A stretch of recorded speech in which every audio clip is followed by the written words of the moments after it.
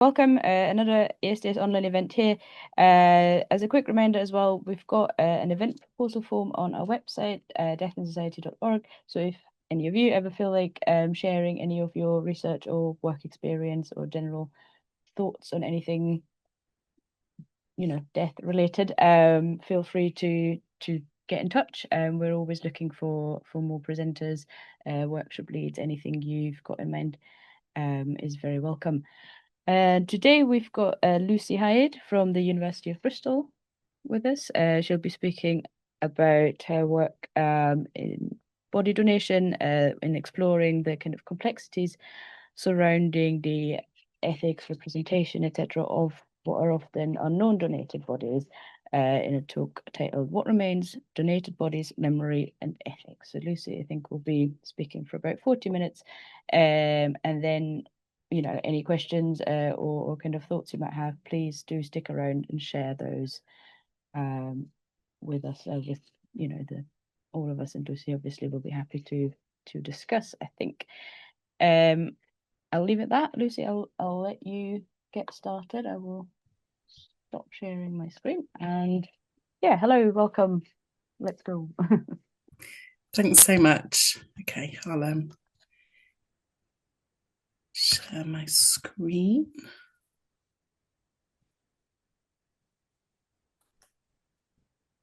Okay,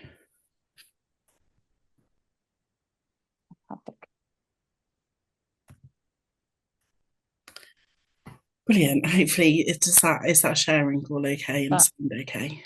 that looks great. Yes, thank you. Fantastic. Well, thank you so much. Thanks all for having me and for this opportunity.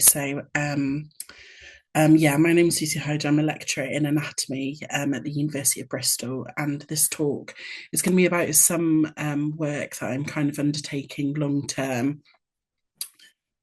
Yeah, by kind of who is in our dissection room and who's in our department, and a particular project that's kind of long term about bringing the faces of those donors and those what we might call silent teachers to life. So thinking about, yeah, who are the people that are teaching our students?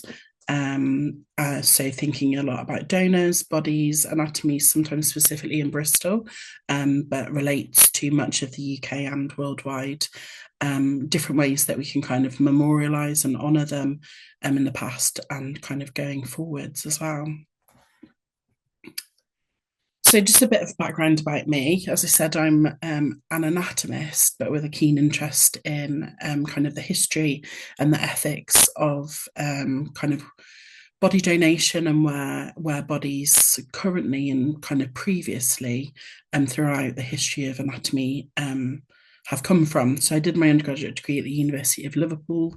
I then went up to the University of Dundee and studied postgraduately there. So I've kind of got an understanding of different parts of the UK, and there are different kind of laws. I then worked in Aberdeen for about 7 years, and then I was saying before, I've been in Bristol for about 10 years, which feels unbelievably long. Um, but yeah, so throughout my studies, I specialised at one point in medical illustration and art as well. So I'm particularly interested in the history of anatomical and medical art as well as one of many things that interests me. So that's kind of my background. So what am I doing? So part of this, and at the end, we'll talk a bit more and show you kind of what I'm doing in terms of bringing the faces in particular of some of our donors and what we would call more of the forgotten residents of our anatomical collection as I go through this talk. And I'm sure many of you may know anyway, in terms of anatomy departments, anatomy museums, medical museums, a lot of the material and human remains that are within those departments and within those museums are undocumented for the most part nowadays. In terms of the historical stuff. So, our modern day donors, we absolutely know who those are, and we'll talk about that. But most of the material, if we think about what's in a museum, or particularly the skeletal material, is from people that are we no longer have records for, if there were ever records to begin. So, as part of a long-term project, I really wanted to kind of honour and memorialise some of these people, and bring to life kind of the unknown faces using some of my artistic training, to bring those to life, and as part of that undertake some facial reconstructions or facial approximations of some of our kind of past subjects and people that we don't know. And the idea really is that the face that I'll show you kind of at the end and the ongoing project is that these faces can act as a kind of memorial for all of the people, that have taught thousands of anatomy students, medical students, dental students, education over, hundreds of years, and that we no longer necessarily know who they are or recognize in the same way as we do kind of our more modern day donors, and kind of create a memorial to, our forgotten residents of Bristol in particular. So there's lots of ways that we memorialise and give thanks to our modern day donors. So in the UK, these are people who donate their bodies to us specifically, to the universities, in life with kind of informed consent, and they say is their kind of last gift really, is that this is where they want to go. They want to go to the University of Bristol, or they want to go to the universities in London or Dundee or wherever it might be. And there's lots of laws and rules and regulations that kind of regulate that. And we know exactly who they are. We know exactly what's going on. It's all very strict, amazing records. And rightly so. There's lots of different ways that universities across the UK and across the world give thanks to our kind of modern day donors. Most places have memorial services once a year where they invite the families of the donors from the previous year, as well as students and staff, to kind of give thanks, in a kind of non religious, often kind of secular event. Most places have a memorial book of names, that families or people can look at, and is a kind of a record. But families often like to come and look at their loved ones' names in the memorial book. Some places also adopt specialised things like enamel pins and badges that people can wear, as kind of creating a community of, given to the families and loved ones and things, so that they might even be able to recognise each other. And then this is a really nice mosaic plaque, that's inside the University of Cardiff's dissection room. So lots of different ways that we memorialise our modern day donors. There's also World Anatomy Day, which I think is the 15th of October, where lots of universities and lots of people involved in anatomy across the world do different events. And that's a really nice opportunity also to kind of give thanks to our donors.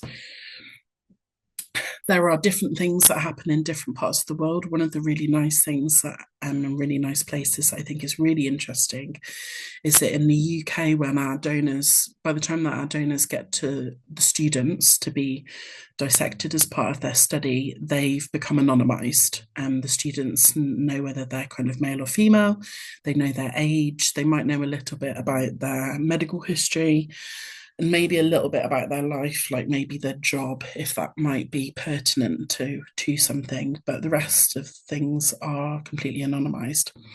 Now, there's a system in Taiwan that I believe has been rolled out in other countries as well, which is a government program where the students that are dissecting and studying anatomy in Taiwan know everything about their donors. So you can see, hopefully on this picture, there's a kind of A4 sheet there with a picture of the donor in life and lots of information about them.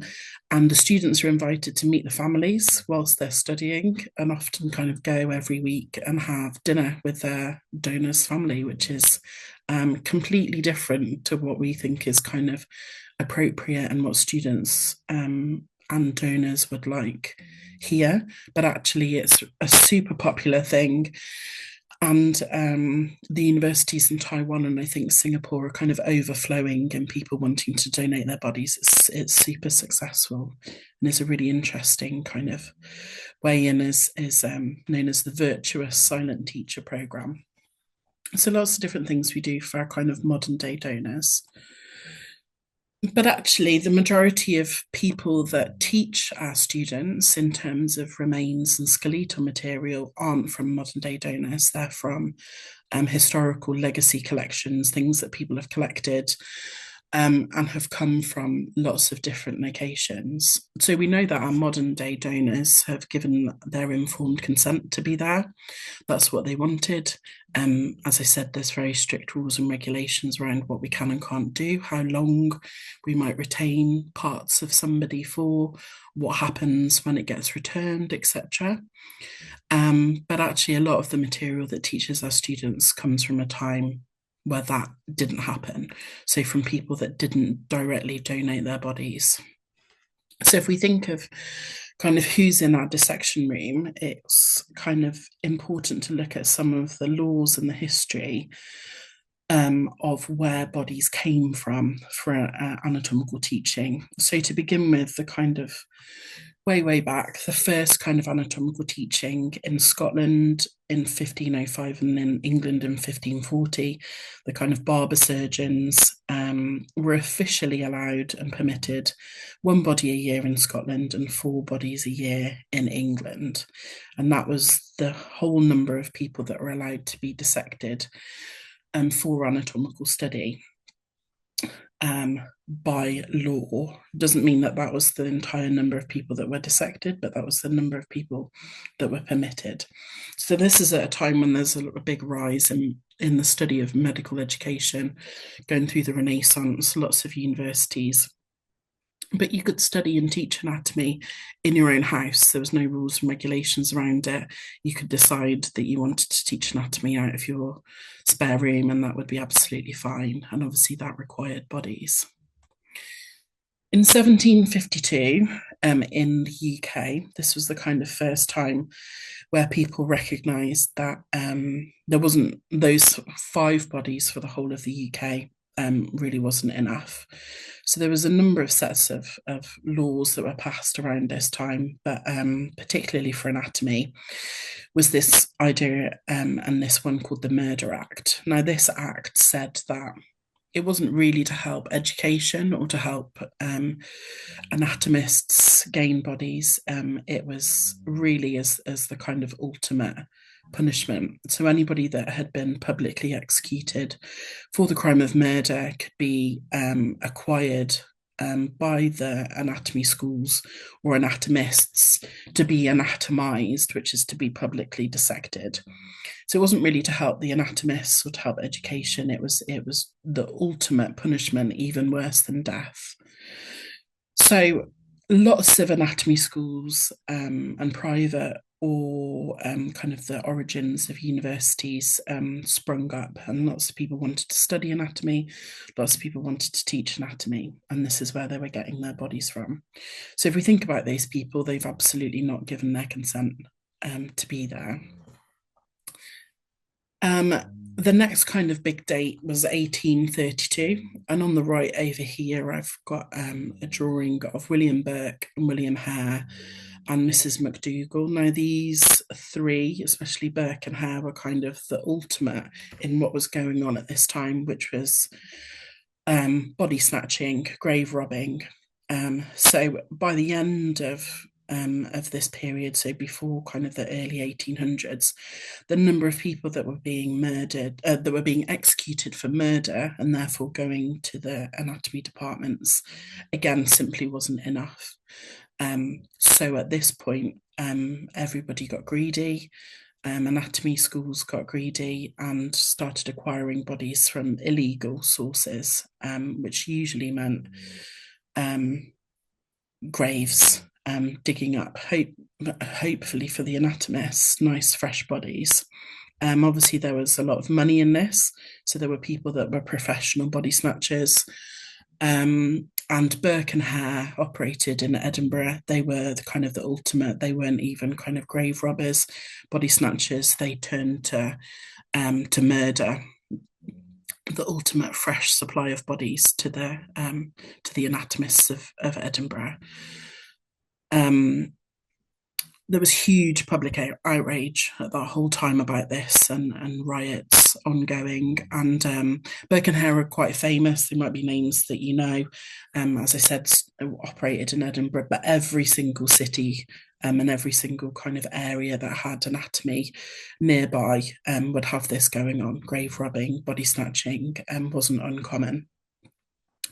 So the Anatomy Act of 1832 said, actually, you know what, there's not enough people being executed and going to anatomy. We've got to stop people from stealing bodies out of the ground.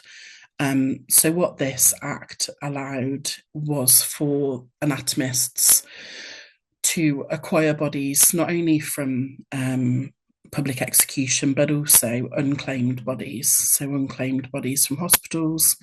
If no one came forward to claim them within 48 hours, also places like the poorhouse and the workhouse, and places like that. So if we think of the kinds of places or the kinds of people that would be unclaimed, weren't necessarily unclaimed because they didn't have loved ones, but maybe unclaimed because their family couldn't afford a funeral for them. We're thinking that actually most of these people are poor and marginalised members of society. These laws aren't affecting you know, upper society in the same class as the anatomists and the people that are studying and dissecting these bodies, but this is really affecting and marginalised and poor, the poor people in society. So in 1832, this is from that date was kind of where an extra supply of bodies was coming from. So still nobody really donating their bodies. And this law stayed in place until 1984. So that's a huge amount of years, really, for nothing to change. In 1984 was the kind of the start of the things that we recognise as more modern. So in 1984, this is when the government said, actually, what we need to study anatomy or for the supply of bodies is informed consent. So this was kind of the first time when the idea was that people should probably donate themselves, but also people could donate their loved ones and their next of kin as well, still at that time. But this is the first kind of time when actually the people that were in the dissection rooms are starting to become people who wanted to be there rather than people who ended up there as punishment. In the UK, things changed and were updated in 2004 in England and Wales, and in Scotland kind of in 2006. It's now governed by the Human Tissue Authority. What happens with bodies for anatomical study in England is kind of covered by the same people that govern human remains and organ donation and all sorts of other things. In Scotland, it's a little bit different. There's still an inspector of anatomy and it's a bit separate. And what these laws did is update and say, actually, we're going to stop people from donating their next of kin as well. So actually, we just need informed consent from the individual. So we know that kind of from 2004 onwards, it wasn't even people donating their family. It is only people that this was their kind of last wish that they signed up for before they died. And there's obviously been lots of amendments and things to this that kind of includes permission to take images and all those kinds of things. But nowadays it's all about, as I say, informed consent. So we can kind of think that before 2004 and definitely before 1984, the people that are in our dissection rooms absolutely did not want to be there. They were not representative of the whole of society. They're from very specific parts of society, and they didn't want to be there. Definitely didn't give permission. So in terms of Bristol, which is obviously where I'm based and there's doing research, this is just some images of some early anatomists, and you can see kind of in the middle some nice Georgian mansions. These guys were kind of the big names in early anatomical teaching, especially the guy on the right, James Cowles Pritchard. He was quite an important name in the kind of abolishment and did a lot of anti-slavery work, which is something else that we deal with in Bristol. It's a big port. It's a harbour, and most of the buildings and architecture and things, money in Bristol came from essentially um, the slave trade. So we kind of have that as well. But this chap was kind of did a lot of anti-slavery work, so it might be a name that somebody knows. But they taught anatomy basically out of their houses. So this is kind of pre-university. Um, the first kind of big name in anatomy that we kind of come back to time and time again is Richard Smith Jr. And he was a very eminent anatomist in Bristol. He taught again out of his house using a lot of material that his father had collected. So his father, Richard Smith Sr., had started collecting anatomical specimens and in particular skeletons and things. And actually, Richard Smith carried this love of collecting on and was a bit of a hoarder and actually founded the first anatomical museum in Bristol and kind of collection in 1827. So lots of material that he collected, lots of material that his father collected, whether that be from across the world or from their own dissection room, things of interest that they kept and popped in a pot or dried out and put in a cupboard. He was kind of the first guy to kind of start doing that. So that's 1827. The medical school was first started in 1833, where there was kind of the first time we had purpose-built dissection rooms. And again, the idea that there would be a museum, a pathology museum in this case, with specimens, and also the idea of kind of collections that would be used for teaching. So this was 1827, and we're still using his material today throughout various places. If any of you have ever been to Bristol and been around where the hospital is, Bristol Royal Infirmary, at the back of it, you can see that there's actually a lot of the buildings are not very nice to look at. But randomly at the back is this chapel building that kind of sticks out like a sore thumb because it's an unusual piece of architecture. Now, within the chapel was John Smith's Museum, which opened in 1860, and there's a really interesting news article about how fantastic his museum is, how many strange and wonderful things he's managed to collect, and what a great thing it is for people to come and visit and pay money to go. A little bit later, the University of Bristol was founded in 1909. And then in 1941, in the Second World War, most of what was the original hospital and part of the museum and the chapel was destroyed in air raids. So at that point in 1941 was when people tried to kind of collect up what was left of the museum and the material there, but it kind of got mixed up and taken to other places and kind of get split up as a kind of as a collection. So some of it went to the university, some of it particularly to the anatomy department.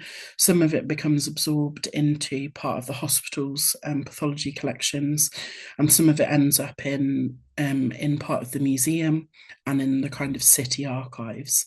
So what was a really kind of potentially documented museum of lots of anatomical material has now lost some of those records and has become split up and spread around.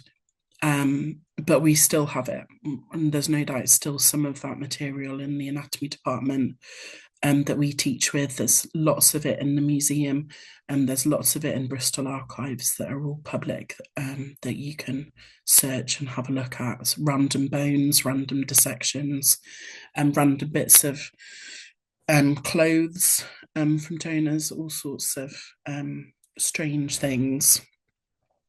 probably, as we kind of all know, not all of what is there is probably recorded either.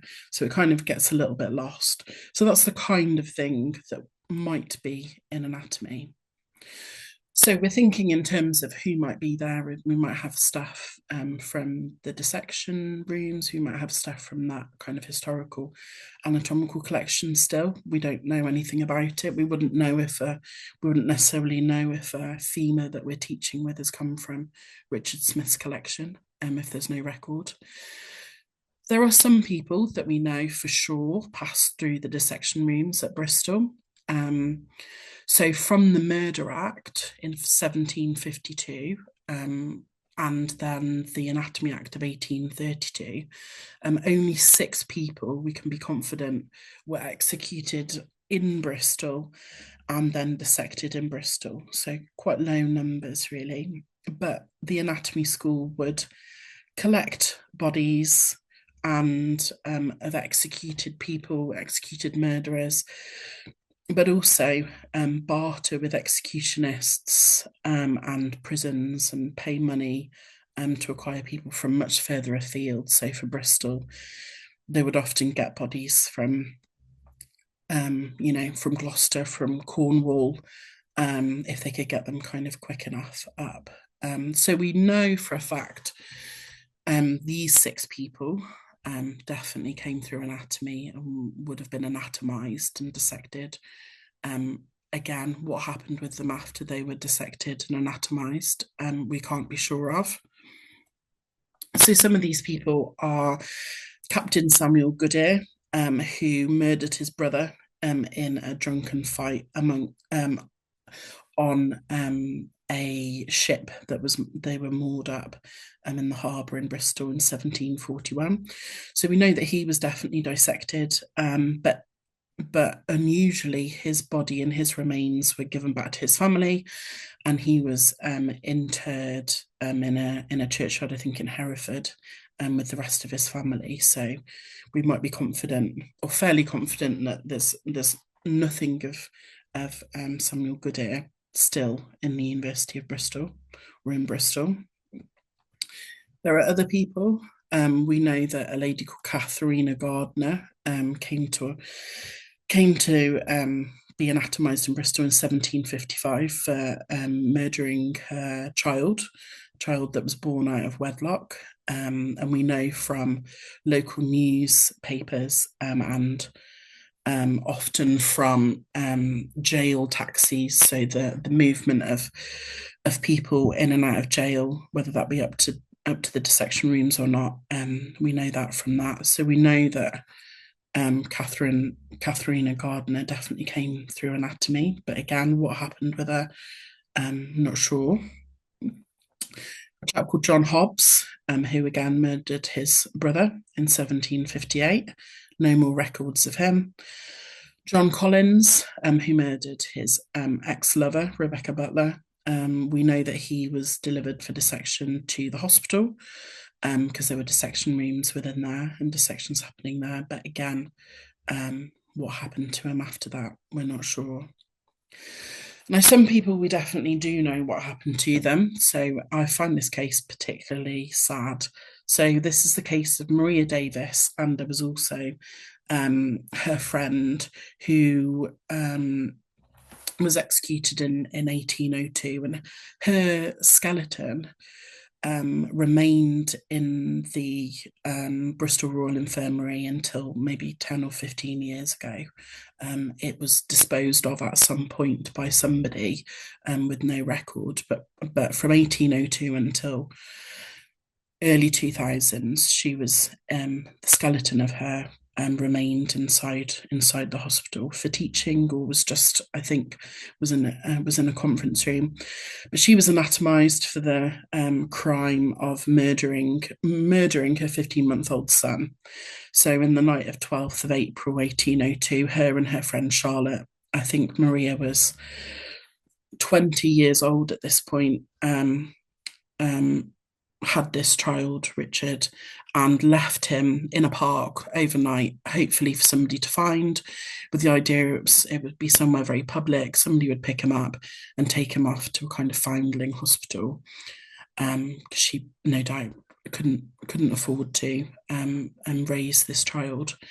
Unfortunately, and the judges said themselves, the night of the 12th of April 1802 was particularly cold, and Richard died before anybody could come and collect him. Very sad. So we know that she was delivered for dissection again to Bristol Royal Infirmary, where her skeleton remained and displayed. And the kind of plaque that was there, is no longer there. But again, her skeleton is no longer there, with no great record of what happened, where that's gone. Another very sad case of somebody that we know definitely came through the doors is a chap called John Horwood, who was executed and dissected in 1821, days after his 18th birthday.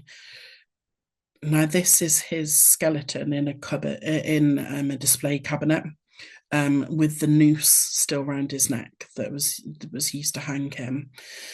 He was executed for the death of a local of one of his neighbours, a young girl called Eliza Balsam, who I believe he was probably trying to retract down by the water apparently one day, and threw a stone at her, and it unfortunately hit her on the head. And about 10 days later, she died. Now, she went to hospital. She was operated on to release the pressure, or whatever it may have been. Her skull was opened up, and she was sent home, and then she died later. Now, whether it was to do with the injury, the original injury, or obviously at this time, whether it was infection from the actual operation, but she was operated on by a Richard Smith, who we've already spoken about. And John Horwood, when he was then delivered up from the jail to be dissected, was also then dissected by Richard Smith, the same person. So, yeah, very sad story. So his skeleton with the noose remained within the hospital and the museum collections until 2012. So again, very, very, very recently. As he was being dissected, a very common thing to happen was that also his skin was being tanned at the same time in the same room, and there were a number of books and things that have been covered by John Horwood's skin. One of the books is still remaining in the museum in Bristol. But his family, modern day family, you can see the picture on the right. His modern day family fought for a very, very long time for the return of his remains. And eventually in 2012, he was given a burial next to his father in his kind of local parish church. 190 years after his execution. But interestingly, the book of his skin still remains in the museum. That wasn't returned back to him. So we know that poor John Horwood passed through and was anatomised in Bristol at just over 18 years old.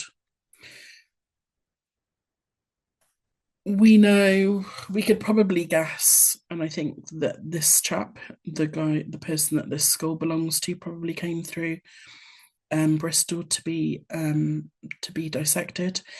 And this kind of links up to some of our kind of modern day problems that we have as anatomists and with legacy and historical collections. You can see that this skull has been dissected and has been kind of mounted and would have had lived in a glass dome. This is the skull of a chap called John Parker, who I think was executed in Gloucester jail in 1813. He was, I think he robbed a church and was put to death for that. Like many executed prisoners, even though he wasn't a murderer as per the Murder Act, his body still ended up being dissected by the anatomist. So I think that he probably ended up in Bristol. From Gloucester Jail to Bristol isn't very far. And actually, his skull was put up for sale in 2014, I think, privately, and sold to a private collector for £2,500, sold by an auction house in Kent, I think, which is a very rare thing to happen, but does happen, and isn't illegal. So any material that's older than 100 years by UK law is not covered by the same laws. So there's actually no law governing um, the sale, ownership of human remains if they're over 100 years. So although it's morally, I think we could probably all agree, morally not great, ethically not great, but by law isn't illegal. So we can probably guess that John Parker came through Bristol. And as I said, um, a lot of the people that are in the department, these are just some individual cases, um, probably came from the grave robbers, or more accurately, body snatchers or resurrectionists. And there's lots of cases, lots of news articles, offering compensation, or offering rewards for anybody with any information once loved ones kind of found that a grave had been robbed. And at this time, students were often asked to bring their own bodies to classes, to private anatomy classes, and they were advised that they would need 3 per year.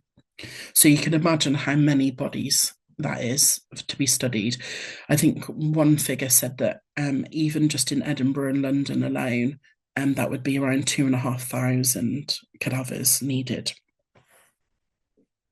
And obviously, they weren't getting those from legal sources. So you can imagine actually how much, how often this grave robbing, body snatching went on.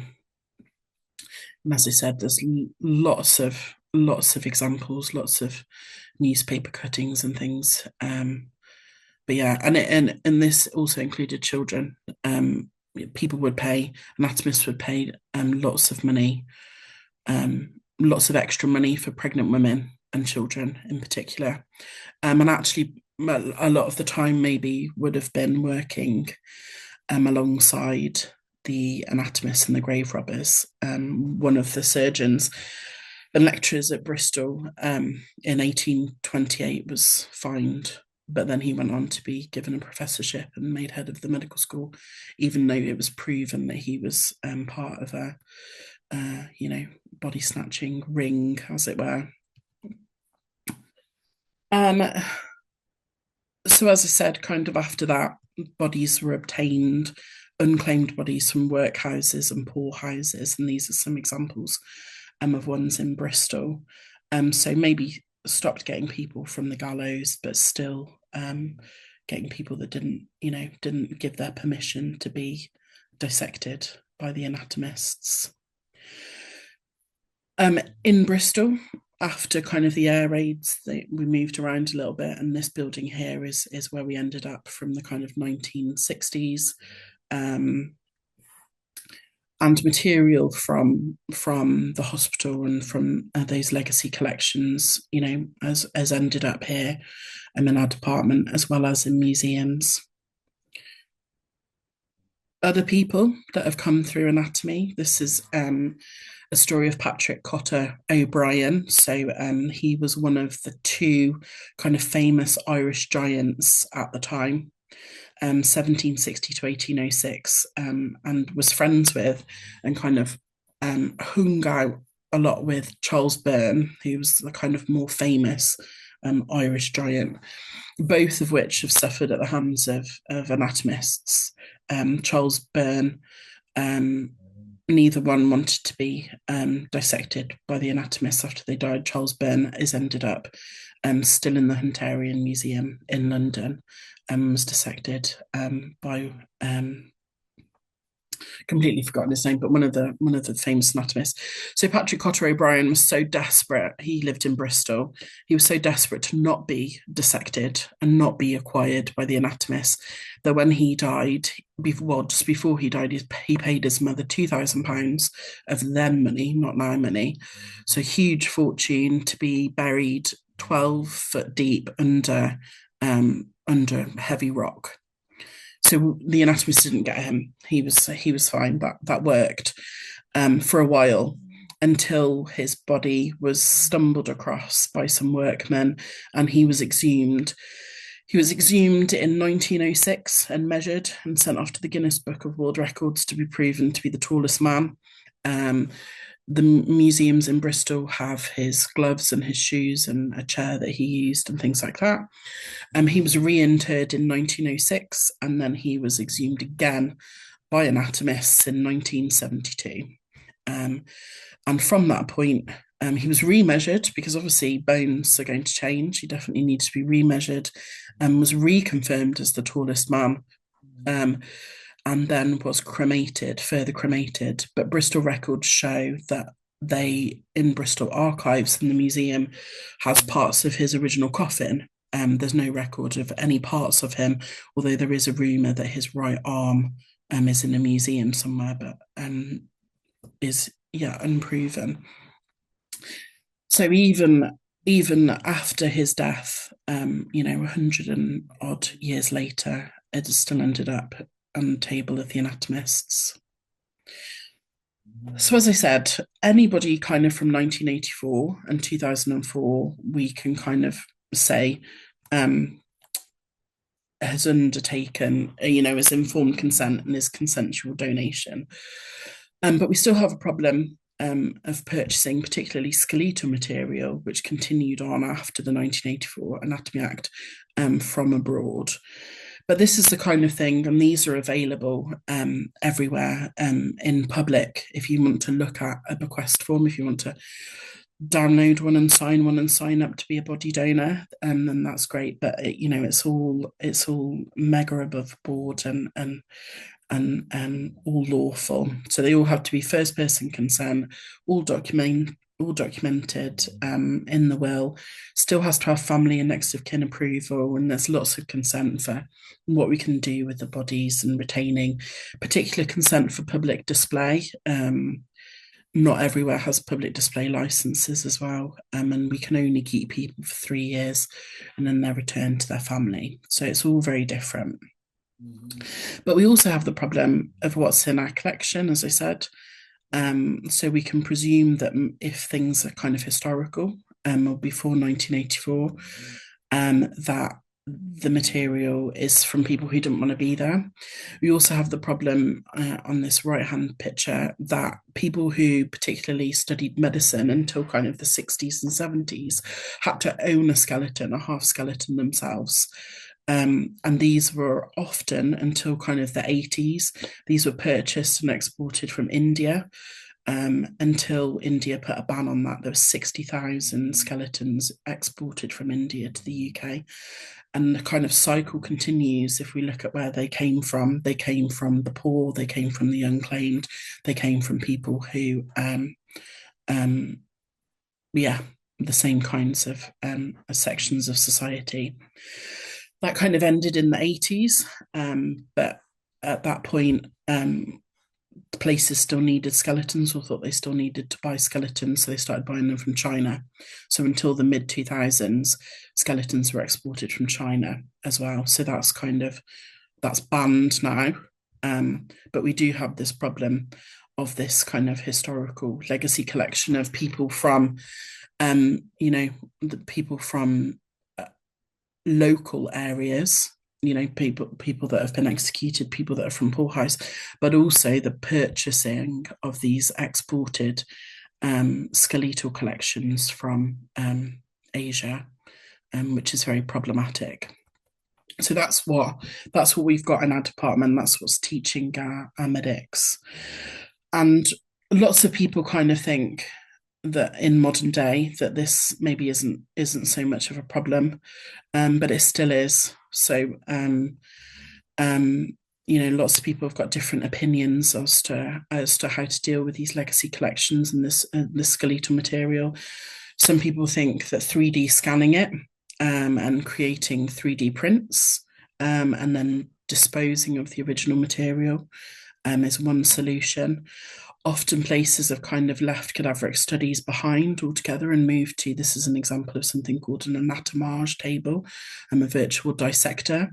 But we still have to think about where we get the material for this from. And actually, the original images, not the ones shown, but the original images that were used by this anatomage table were from something called the virtual human, which was a series of MRI scans and other scans that were taken of a man that was put to death on death row in Texas in the 90s. So the people say, history just repeats itself over and over and over again. So it's not necessarily an ultimate solution. So in the University of Bristol, we teach every year like 600 doctors or medical students, 80 dentists, science students, our own anatomists, and then people doing kind of allied health professionals, as well as surgeons, people coming in doing trauma courses, dental surgeons. So we've got all these students that are learning from this material that we essentially don't know where most of it's come from if we think about our osteological material in particular. So this is thousands and thousands and thousands of hours of education, thousands of students and people that are spending time with this material that we often don't really think about. We think about our modern donors, but we don't necessarily think about where our osteological collections come from, as well as vets as well. We teach in Bristol and researchers.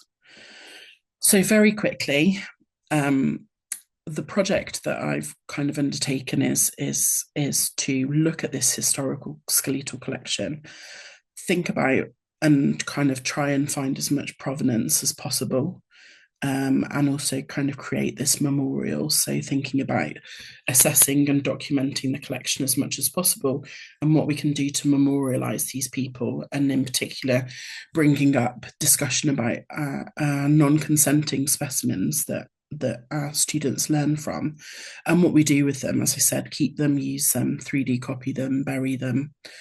What is the right answer? People don't really have the answer, but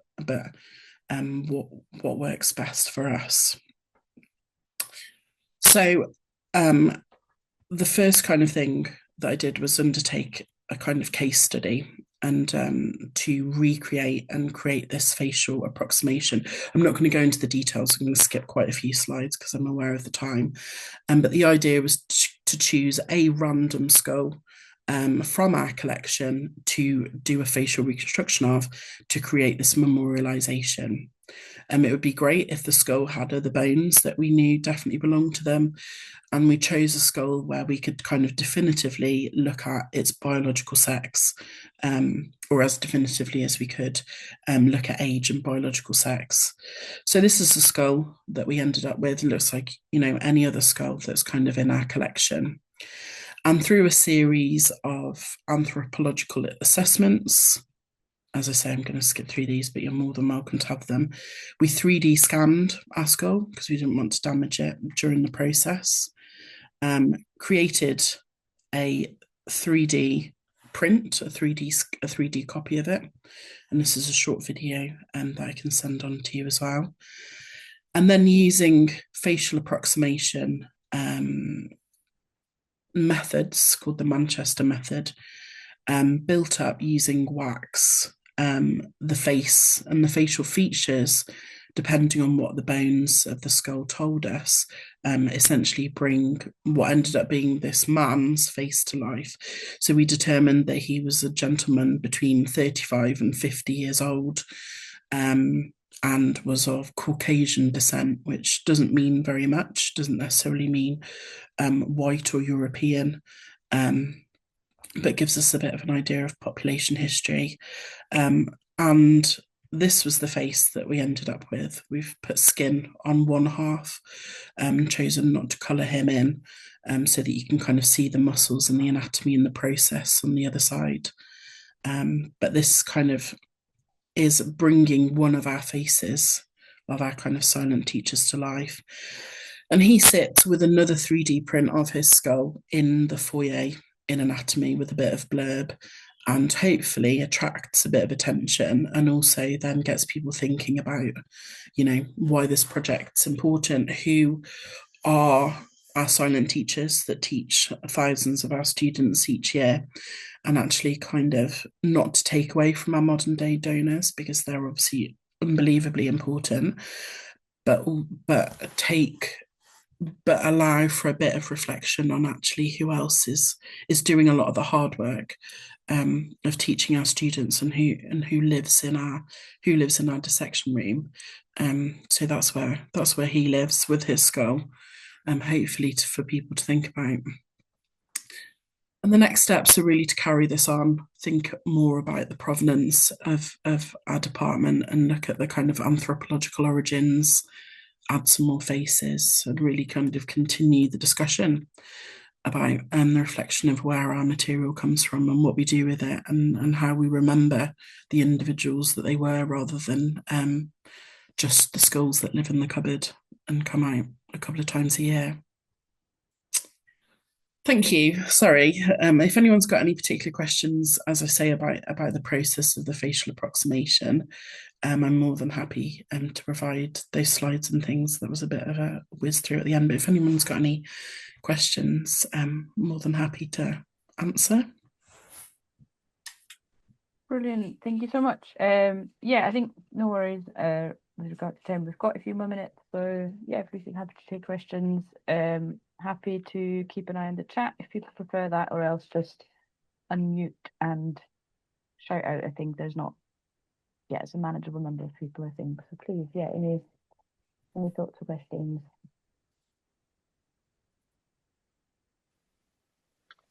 Hi, I'm Sienna. I'm in California. Thank you for this presentation. I just wanted to ask, are there other efforts to do more skulls, or to do other identification of, past the rest of your collection? Like, or what are the next things that are happening in this effort? And by the way, I just absolutely love that you're doing this. Thank you. Thank you. Thanks for your question. Yeah, there's definitely plans to undertake more facial approximations and bring some more faces to life. We've got hundreds and hundreds of skulls, so it's not going to be possible to kind of bring them all to life.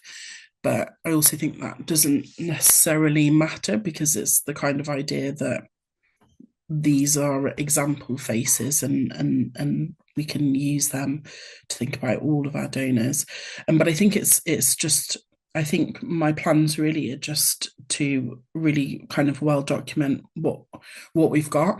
How many, thinking about the origins of the skulls, as I said, and taking some more anthropological assessments, if we can confidently say that some skeletal material has come from the exporting from Southeast Asia and from China and things, then that might inform then what we do with them.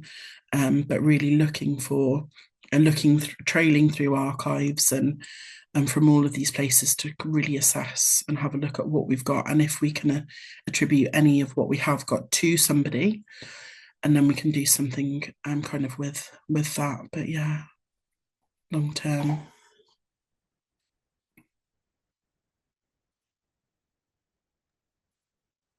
Brilliant. I'll just let you know, Lucy, as well. We've got some great comments in the chat as well. I'll just quickly read this out. If you still think of questions, of course. Kathy was saying, absolutely fascinating talk and very deeply respectful. Thank you so much. Sarah here has left a longer comment again. Such a moving talk. Thank you for the history lesson. Yes, I thought the timeline of legislation was super interesting as well, like sort of how late some things kind of come into place there. Another example of how these history was still repeating himself is again in Texas. counties are responsible for providing indigent burial assistance to provide affordable burial options. Several counties in Texas only provide the option to cremate or donate your body to a local university. For families whose culture don't support cremation practices, the only option is to donate. So that's quite an interesting bit of info here from Sarah. Thank you for that.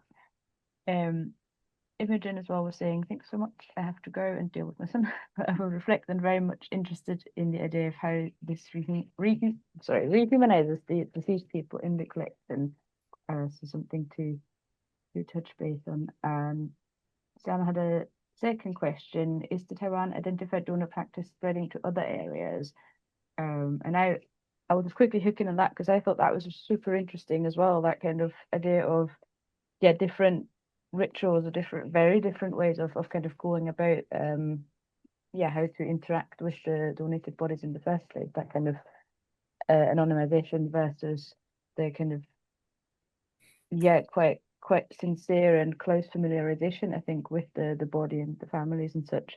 So is that spreading to other areas, if you know? And I think also what's interesting here probably is a question of how does that relate to the specific countries or cultures kind of attitudes to the dead body, death, any sense of spirituality or afterlife or anything like that? Is that something you know about, you've looked into? Yes, it is fascinating. It's spread kind of within local areas and kind of local governments. It is a government scheme. It is a kind of governmental government scheme. Whereas I don't know that our government or many countries would kind of dictate that to the same extent, but it works really well, and it is really interesting, and it would be really interesting to look at the kind of the impact. Well, there's studies over there on the impact on the students and the families, but it'd be interesting to look at our students, because I think it's kind of, the understanding is that it should be anonymized, and it might affect our students and it might affect the families, and it should be kept, it becomes almost quite sanitized, and then you find different ways that students deal with that and kind of rehumanize their donor by giving them a name. It's very common for students, dissection groups, to give their donors a name, and actually we find at memorial services lots of families are so proud of what their loved one has done, donating their bodies, that they're desperate to speak to the students to find out, have you seen my dad? Have you seen my granddad? And the students obviously absolutely don't know. But it's interesting that kind of whoever's made those laws and those rules has maybe presumed something that maybe isn't quite right. But you're completely right. There's lots of things that determine whether people, populations, communities are interested in body donation. It's often kind of put down to religion, but that's absolutely not always the case. I believe that a lot of the program in Taiwan is, and you can see in the picture that I showed, there's a religious iconography of, I think there's stained glass window of a depiction of Jesus, and so it's kind of linked to Christianity, but not in the way that you might think, because some countries that are super Christian and super Catholic don't necessarily agree with body donation, with the idea of desecration of the body, and the day of the last judgment the body should be whole and things like that. We can look at different countries that are a majority Muslim, and there's lots of different opinions in different countries. Some have great donation schemes, some don't have any body donation whatsoever. It's very, very nuanced as to what kind of informs people's opinions about donation. And it's very interesting. I mean, this ties in with another comment we've just had in the chat as well. Again, thank you for the fascinating talk. In Brazil, we're beginning a process of conscientization around the rehumanization and memorialization of donated bodies, although the discussion is still at an early stage, so it's very valuable to gain insight into how this has been approached in other countries. So I think yeah, what you were saying, sort of quite a nuanced process and moving at very different speeds in very different places and in very different directions, I guess, as well. Yeah, and what works for one community or one country doesn't necessarily work for another. But it's yeah, learning learning a bit from each other and kind of having these open discussions, I think is really important. Yeah, absolutely. Brilliant. Any other thoughts or questions, comments from the audience?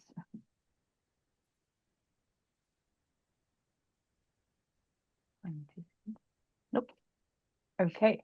Brilliant. I mean, thank you so much, Lucy. That was, yeah, like I said, that was really interesting. I think that mix of very different approaches, but then also having the kind of apparently clear-cut timeline of legislation, which obviously doesn't necessarily always correspond with what was happening. Mhm. It's really interesting. So yeah, thank you so much. Thank you for And having me. yeah, I guess I think you've put up your contact details earlier. So if anyone has any questions that come later, feel free to get in touch, I guess. Absolutely. And yeah, thank you. Hopefully see many of you next time.